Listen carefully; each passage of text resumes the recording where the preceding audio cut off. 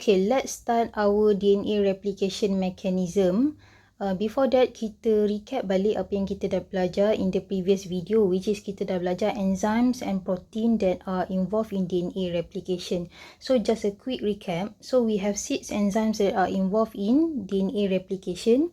So kita ada the first one DNA helicase, the second one topoisomerase atau the other name is DNA gyrase ataupun gyrase. And then we have primase, DNA polymerase 3, DNA polymerase 1 and DNA ligase. So untuk this video, saya akan cakap secara indirectly je lah dia punya function sebab kita dah explain directly dan juga secara detail the function of each enzymes. So for those yang tak sure lagi apa function of these enzymes in DNA replication, please have a look at the video on enzymes and protein involved in DNA replication so that you gonna have a smooth understanding in this part of video. And then we only have one protein involved in DNA replication, which is SSB protein ataupun nama panjang dia single strand binding protein. And then once again, please make sure that you don't write SSBP. Okay, so kita takkan terima lah SSBP. Kita terima dalam exam SSB protein. Okay, so for your information, DNA replication ni kita divide kepada 3 steps. So the first step we have initiation, permulaan. The second step we have elongation, pemanjangan. And the last one we have termination. Okay, yang terakhir lah kita nak stop DNA replication. Okay, kita recap balik. DNA ni dia dalam keadaan helix structure. Okay, walaupun DNA of eukaryote, which is plant cell dengan animal cell adalah linear, long linear strands, tapi dalam keadaan biasa sebenarnya dia twisted, okay, ataupun coiling yang kita panggil sebagai helix.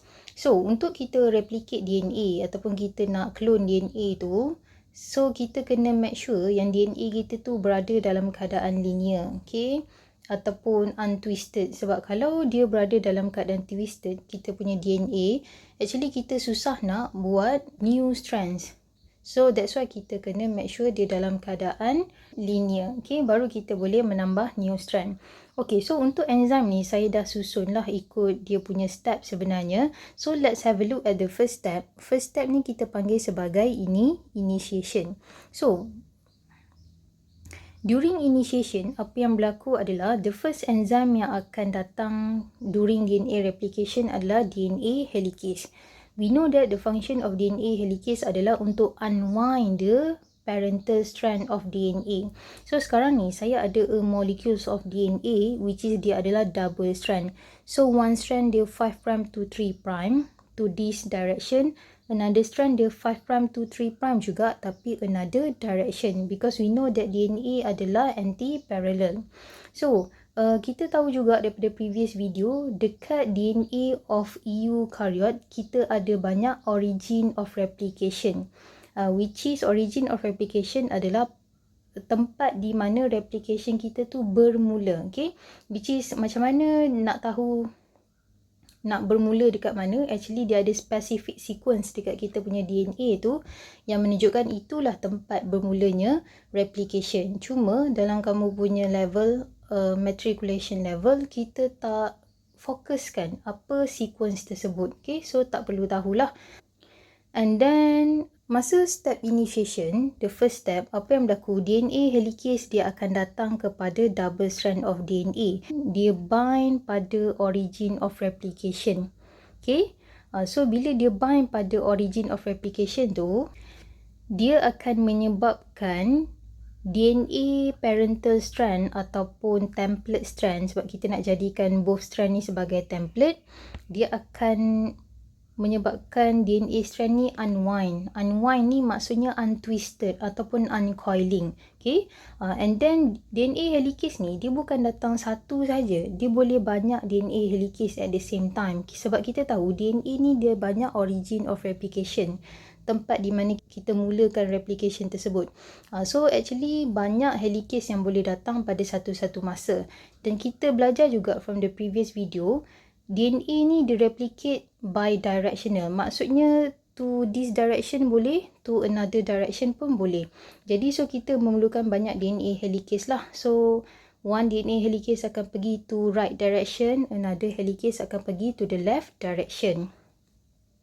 So, macam mana DNA helicase ni buat kerja? Dia akan bind pada origin of replication and then dia akan unwind the template strand ataupun parental strand. So, macam mana dia unwind ataupun untwisted the parental strand? Actually, dia akan break hydrogen bond between the nitrogenous bases. Okay, kita belajar before this. Kita tahu ni double strand. So, dua-dua ni dah jadi sebagai template strand. And then DNA helicase actually dia akan datang and then dia akan break hydrogen bond between the nitrogenous bases. Okay. So bila dia break hydrogen bond between the nitrogenous bases, dia akan menyebabkan each template strand ni akan separate from each other lah. Okay. So itu yang kita nak sebenarnya. So kita nak dia causes parental strand tu untuk separate from each other sebab kita nak menambah new strand. Kalau dia dalam keadaan helix, kita tak boleh nak buat new strand. Okay, so bila dia dah unwind the parental strand ataupun template strand by breaking the hydrogen bond between the nitrogenous bases, apa yang berlaku pada DNA molekul tu, dia akan membentuk structure yang dekat bawah ni lah. Which is kita belajar before this, ini adalah replication bubble dan yang ini adalah replication fork. Okay. Garfu lah, cuma ni ada 2 gigi saja. So ini adalah replication bubble.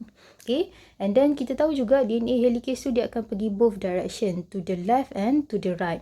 Okay, so untuk membantu kamu, saya just buat bentuk mungkin 4 segi, tapi dalam 4 segi tu saya akan label A, B, C, D, E, F yang menunjukkan apa nama enzim tersebut lah. So saya takkan tulis penuh lah untuk nama enzim tu. So saya just letak simbol sahaja. Okay. So untuk yang case ni, okay, dekat sini saya dah buat 4 segi. Dalam dia ada label huruf A. So A ni saya refer kepada DNA helicase lah. So dia akan pergi pada origin of replication and then dia akan unwind the parental strand ataupun template strand by breaking the hydrogen bond between the nitrogenous bases dan dia akan menyebabkan formation of replication bubble dan replication fork. Okay. So masa first step during DNA replication tu, kita nampak apa yang berlaku.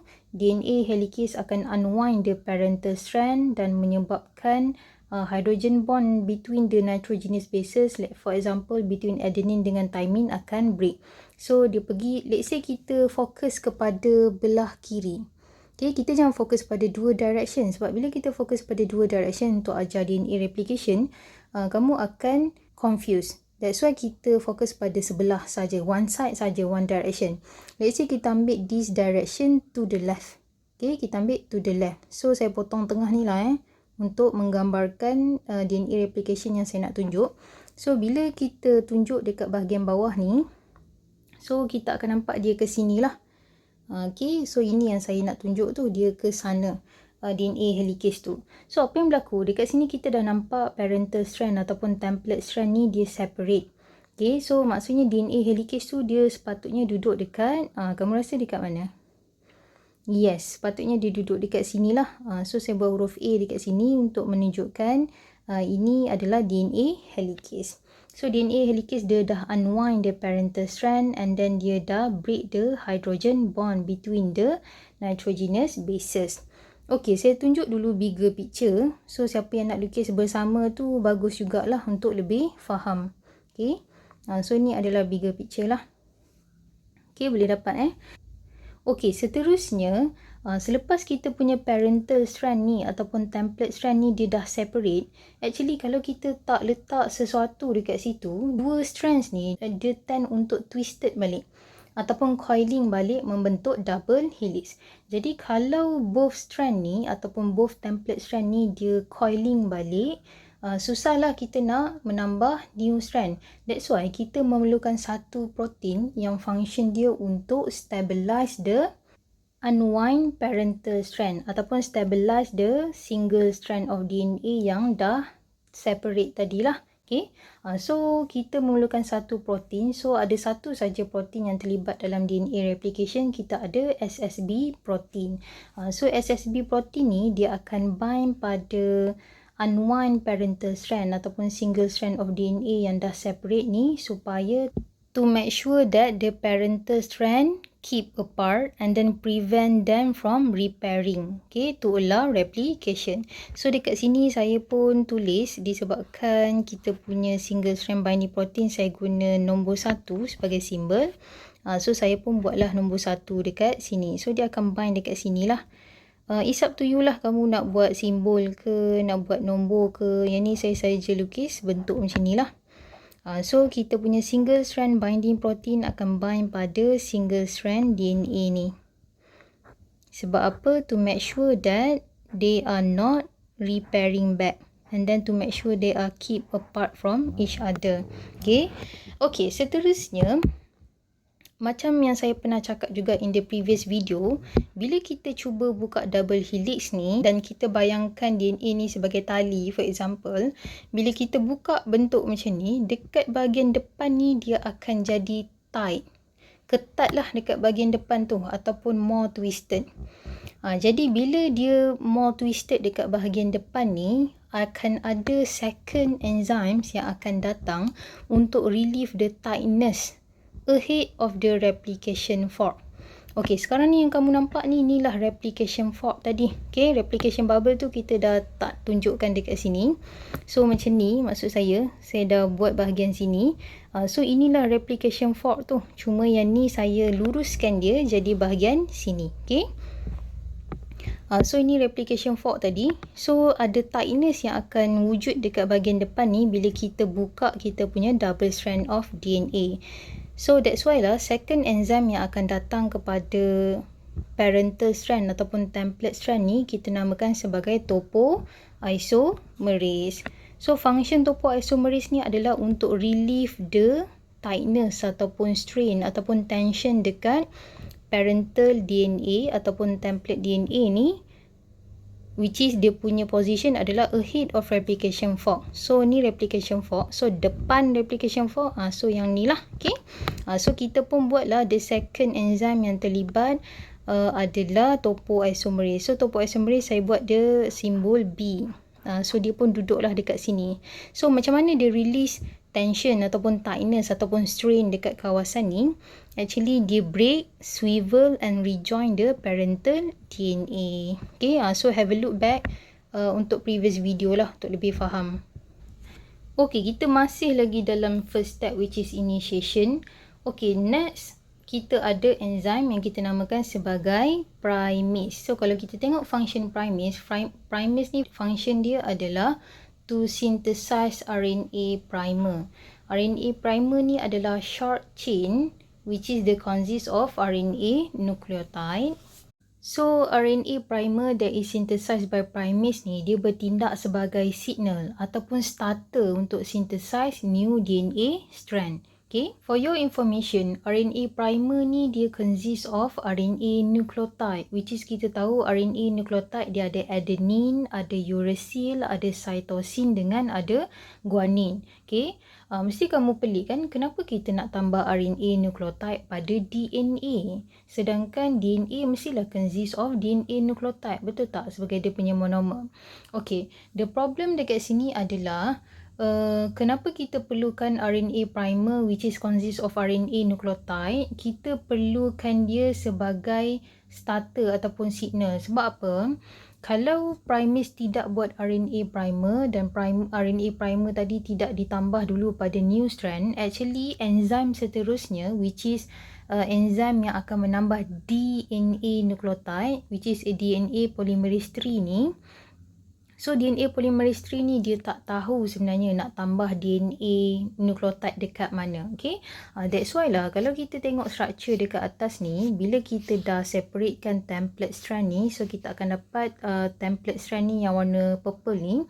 So kita nak start untuk buat DNA strand ni, mestilah kita start dengan satu nucleotide dulu, betul? And then baru kita tambah the rest of nucleotide. Jadi the problem dengan DNA polymerase 3 ni, function dia untuk add new DNA nucleotide pada new strand. The problem is that dia takkan tahu nak menambah dekat mana nucleotide, DNA nucleotide tersebut kalau dia tidak ada 3' OH yang kosong. Maksud saya, 3' OH yang kosong kita boleh jumpa dekat carbon number 3 of pentose sugar kan. So ni kita panggil 3' OH lah sebab dia berakhir dengan 3' which is carbon number 3 of pentose sugar dan dekat situ ada hydroxyl group. Kalau dia berakhir dengan phosphate group which is attached pada carbon number 5 of pentose sugar, kita akan consider ni sebagai 5'N. So this one kita consider sebagai 3'N lah. So dekat 3'N ada OH. So DNA polymerase 3 ni tadi, dia hanya boleh menambah DNA nukleotide yang seterusnya kalau dia jumpa 3' OH yang free, yang kosong. So kalau dia tak jumpa, dia takkan tahu nak tambah dekat mana DNA nukleotide. That's why lah kita memerlukan primase ni tadi, which is dia akan synthesize RNA primer, dan RNA primer ni consists of RNA nucleotide. Jadi tak ada masalah untuk RNA primer, dia boleh je menambah dekat mana-mana nucleotide tanpa ada condition. So that's why kita memerlukan RNA primer dulu, which is RNA primer tu yang akan tambah RNA nucleotide. Okay, saya faham lah sepatutnya basis untuk RNA tidak sama dengan DNA, tapi itu yang kita perlukan lah, itu yang terjadi dalam kita punya badan. Okay, so kita tambah je dulu RNA nucleotide, at the end of replication nanti baru kita tukar RNA nucleotide tu dengan DNA nucleotide. Okay, so panjang pula saya cakap kat sini. So the next enzyme adalah primase. So primase dia akan synthesize RNA nucleotide. Jadi bila kita tengok dekat structure bawah ni, okay, so kita nak mula dah ni tambah nucleotide pada new strand. Kita tengok untuk strand yang atas ni dia punya direction 5' to 3', untuk dia pergi kepada direction sini, and then another strand adalah 5' to 3' tapi ke sini. Okay, boleh faham? Okay, as I mentioned in the previous video, untuk template strand ataupun parental strand, kita kena copy dia daripada 3' to 5'. Kenapa kita kena copy dari 3' to 5', dan this one daripada 3' to 5'? Sebab kita nak menambah new strand in the direction of 5' to 3'. Okay, kamu kena ingat, new strand dia mesti bergerak dari 5 ke 3. Tapi dia copy template strand mesti dari 3 ke 5. Okay, dan at the end kamu sepatutnya mendapat DNA molekul yang anti-parallel to each other. Okay, that's why lah kita kena copy lain direction, kita buat new strand lain direction. Okay, so kamu tak sepatutnya dapat parallel strand, sepatutnya anti-parallel. Okay, kalau kamu faham yang tu, cuba tengok yang strand atas ni, kita nak mula menambah nukleotide dekat mana? Adakah daripada sini ataupun daripada sini? Okey, sepatutnya kita menambah daripada sinilah sebab kita copy daripada template mesti 3 ke 5. So kita menambah sebenarnya daripada 5 ke 3. Okey, so saya buat dekat sini 5'. So kita nak mula new strand, so saya buat warna purple. Okey, yang pertama ni adenine. So kalau kita menambah RNA primer tadi, which is dia adalah RNA nucleotide. Jadi kalau dalam RNA, adenine dia akan pair dengan thymine ke uracil? Uracil. So kita buat dekat sini, starter kita adalah adenine, dia akan pair dengan uracil. So yang saya buat warna purple ni kita consider sebagai RNA primer. Okay, boleh faham so direction dia mestilah anti-parallel kepada template strand. So template strand 5' to 3'. So new strand mesti 5' to 3' tapi another direction. Okay, dan kamu kena make sure untuk DNA strand yang baru ni dia mesti bergerak dari 5 ke 3 tapi dia copy dari 3 ke 5. Okay, boleh faham? Okay, so saya buat anak panah ke sini lah sebab dia akan bergerak ke sana. Okay, untuk strand yang bawah ni, kita nampak dia berakhir dengan 5 dekat sini, dia bermula dengan 3 di sini. So kalau kita tengok 3 kat sini lah, 3' ke 5'. Okay, kalau kita buka satu bahagian lah. So saya kata tadi, untuk template strand kita kena copy dari 3 to 5. Jadi kamu rasa dekat mana kita nak tambah RNA primer yang ada RNA nucleotide? Yes, so kita kena mula dari sini lah sebab kita tahu sini adalah 3 prime. So dia berakhir dengan 5 prime. Kenapa saya tahu ni 3 prime? Sebab asalnya ni 3 prime lah. So bila kita buka bahagian ni saja, kita settlekan this part dulu so sini 3 prime lah. So kita pun menambah RNA primer dekat sini. So untuk menambah RNA primer dia mesti dari 5 prime to 3 prime. Okay, itu syarat untuk new strand. New strand mesti dari direction 5 to 3. So saya pun buatlah dekat sini strand RNA primer. Saya buat warna purple.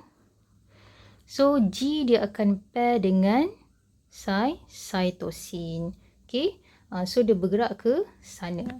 Okay, so sekarang ni untuk yang macam ni, kalau saya fokus kepada molecules of DNA yang lebih spesifik, okay, let's say macam ni lah maksudnya.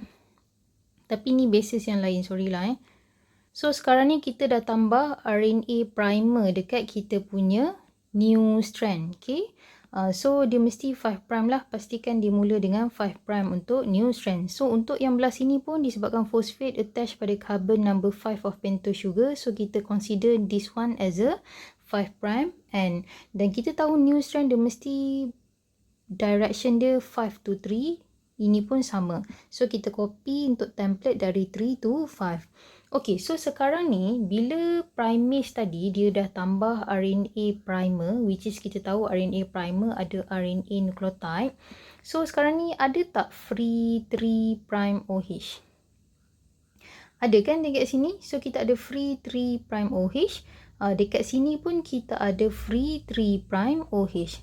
Cumanya 3 prime OH ni dia akan hilang lah bila kita menambah another nucleotide sebab ada reaction dekat situ. Okay, nanti akan buat phosphodiester bond. So kita consider ni kosong dulu. Okay, so kita ada 3 prime OH yang kosong. Belah sini ni pun sama ada kosong. So disebabkan ada kosong ni lah, kita akan gunakan enzim yang keempat, which is enzim ni adalah enzim yang untuk menambah DNA nucleotide.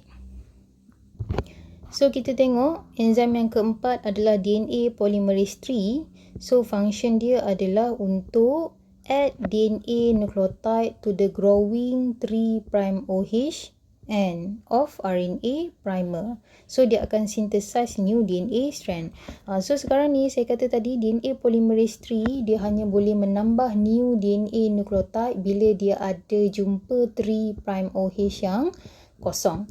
So kita dah nampak kan ada 3 prime OH yang kosong, this one pun ada 3 prime OH yang kosong. So tak ada masalah lah untuk DNA polymerase menambah the rest of new DNA nucleotide. Okay, tapi kita tengoklah strand apa. Kalau dia leading strand, dia terus je lah menambah. Tapi kalau dia lagging strand, dia perlukan dia perlu banyak kali menambah lah. Nanti saya terangkanlah apa maksudnya kat situ. Okay, so sekarang ni enzim yang keempat, which is DNA polymerase 3, dia akan datang pada DNA strand tadi.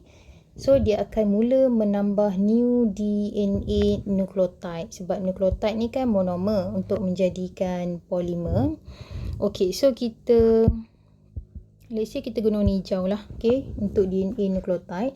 So kita tahu untuk direction ni, so adenine dia akan pair dengan thymine lah, okay. Sebab kita sekarang ni tengah menambah DNA nucleotide ni.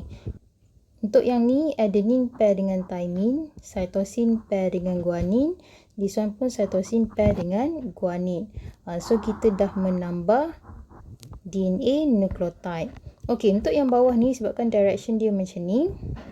So untuk yang guanine ni dia akan pair dengan cytosine, thymine pair dengan adenine, thymine pair dengan adenine, dan this one pun thymine pair dengan adenine.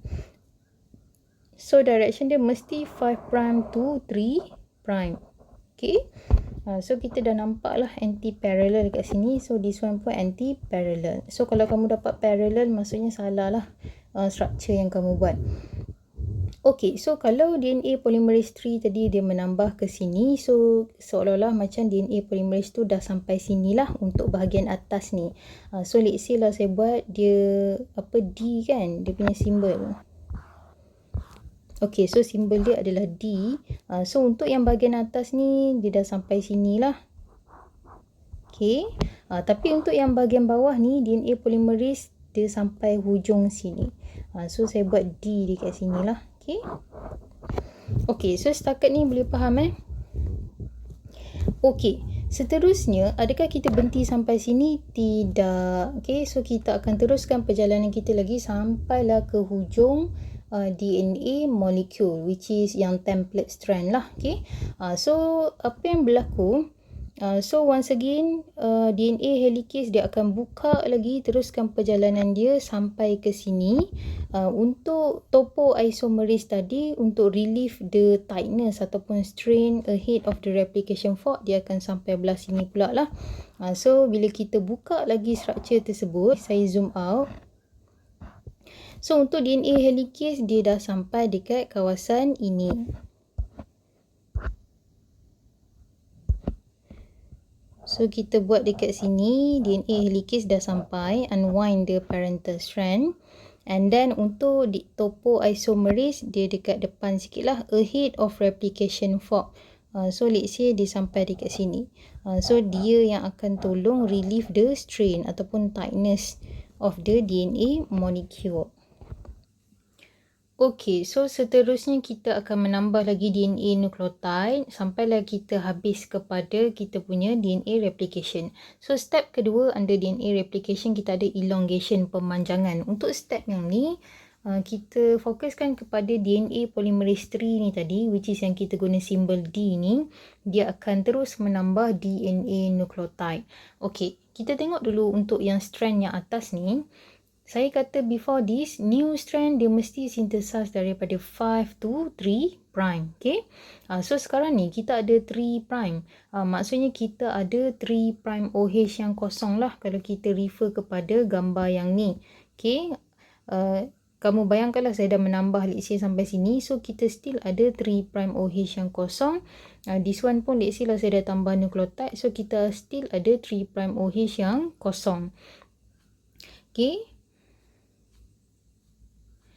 Jadi untuk strand yang atas ni, cuba kita tengok ni direction 5 to 3, jadi kita ada 3 prime OH yang kosong. Jadi soalan saya, boleh tak DNA polymerase 3 dia terus menambah DNA nucleotide? Jawapannya iya. Selagi ada 3 prime OH yang kosong, DNA polymerase 3 dia tetap akan ada signal lah untuk dia terus menambah DNA nucleotide. Jadi untuk strand yang atas yang baru ni, apa yang berlaku, DNA polymerase yang dekat sini dia akan teruskan perjalanan dia sampailah ke hujung ni. Jadi bila dia teruskan perjalanan dia sampai ke hujung ni, maksudnya dia akan menambah new DNA nucleotide. Jadi kita pun, so kita teruskan saja perjalanan kita ni ke sana, okay, towards replication fork. So sebab kita nampak memang new strand mesti 5 to 3. Jadi tak ada masalah lah untuk dia teruskan perjalanan dia sampai hujung replication fork. So untuk G dia akan pair dengan cytosine. Untuk cytosine dia pair dengan guanine. Untuk guanine dia akan pair dengan cytosine. Cytosine pair dengan guanine. Thymine pair dengan adenine. So untuk bases ni kamu nak tukar ikut yang kamu suka pun tak apa, ataupun kamu nak senang kamu nak semua huruf A pun tak apa, untuk kamu tak confuse yourself lah. Okay. Okay, cuma untuk yang bawah ni kita ada masalah sikit.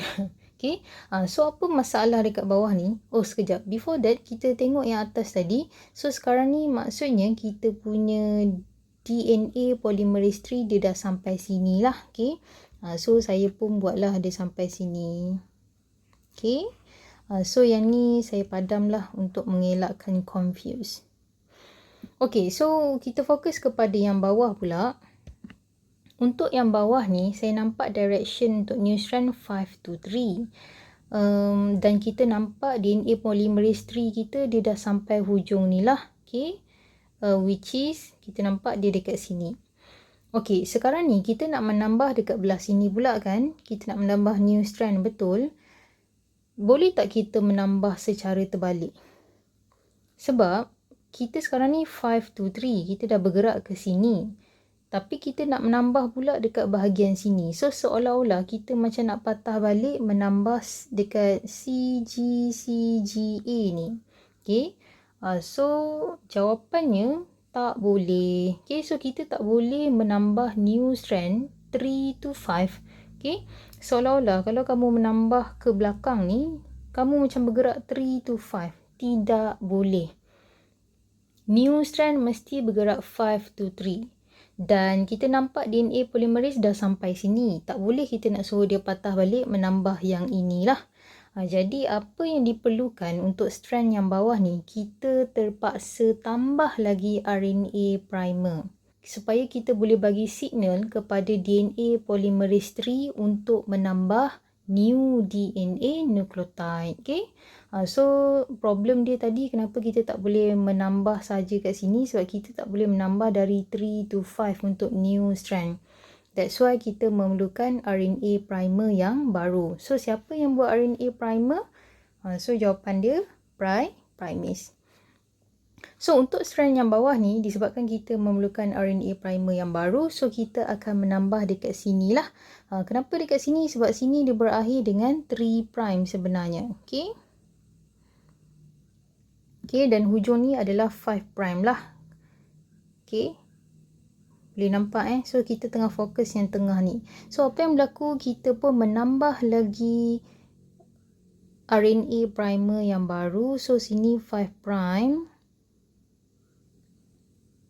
So adenine untuk RNA dia akan pair dengan uracil. So barulah kita nampak direction dia 5 to 3. Okay. So always make sure new DNA strand tu mesti direction dia 5 to 3 dan dia copy dari 3 to 5.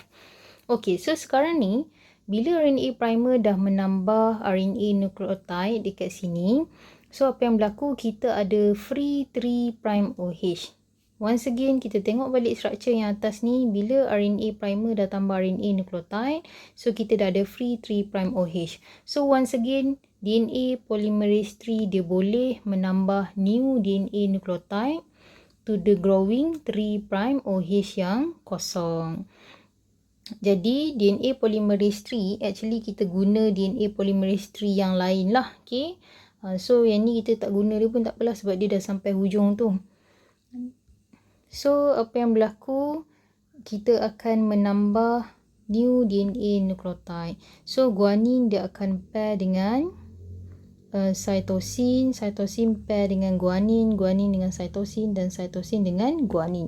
So kita punya direction kita akan make sure 5 to 3. Okay, boleh nampak So sini jadi 3' lah. Paling penting 3'. Okay, hujung dia lah.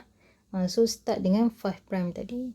Okay, so boleh nampak tak sekarang ni, bila kita dah buat dua keadaan, pertama kita buka satu bahagian, yang kedua kita dah buka bahagian seterusnya, kita nampak strand yang dekat atas ni dia continuous. Okay, dia continuous. Kita nampak tidak ada gap lah antara side sini dengan side sini. So kita nampak dia continuous sahaja towards replication fork. So dekat sini, apa-apa strand, which is kita refer pada new strand bukan template strand, apa-apa new strand yang dia move towards replication fork, towards ni maksudnya ke arah replication fork, kita panggil strand ni sebagai leading strand.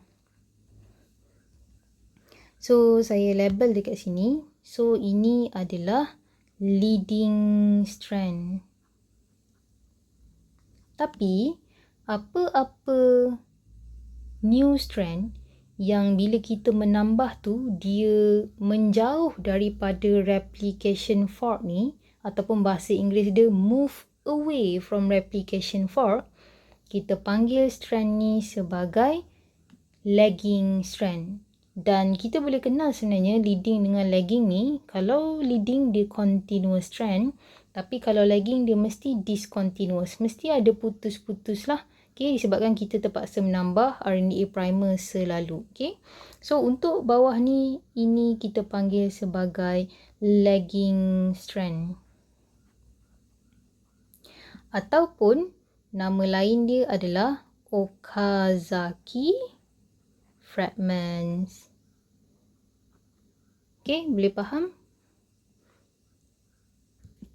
Okay, so untuk yang ni kita buatlah mana tadi DNA polymerase 3 ni kita tambah yang barulah untuk yang ni.